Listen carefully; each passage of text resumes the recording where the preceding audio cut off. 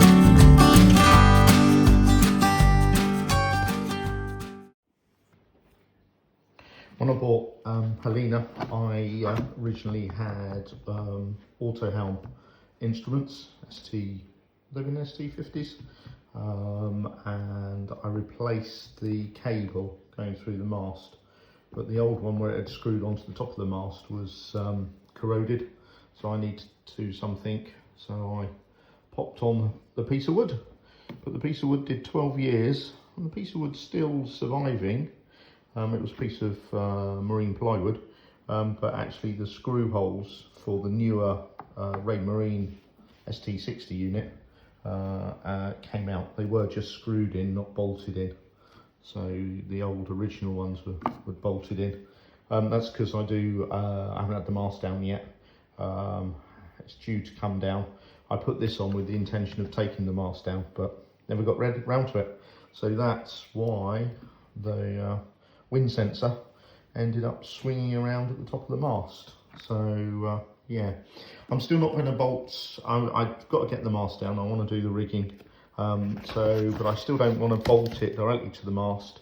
I don't like bolting things just on, so I've got a bit of a slab of phenolic material, resin, can't think what we'd call it. The blocks are made from it, so I'm going to machine that to go onto the top of the mast, and then I can fit my wind sensor to it. And then in the coming years, when the wind sensor breaks down, I've got another surface to work with rather than the top of the mast all the time. So yeah, that's why I had to strap the anemometer sort of down with the main halyard. Well, that's my route home from Sark after a nice evening or a nice night's sleep. As you can see, I lost the first bit of the track. I don't know if other people have that. I think the app sort of crashed on me as I was using it, and then didn't give me the opportunity to save it. But up here, that was all quite self-explanatory.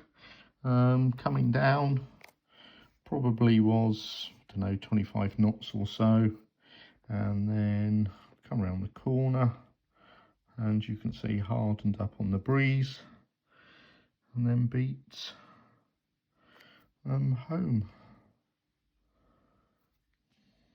So used as much of the space as I could, and yeah, a cracking good sail that was. Fairly breezy, 25 knots sort of ish, and the old girl went well. So that was my return trip from Sark to St Helier.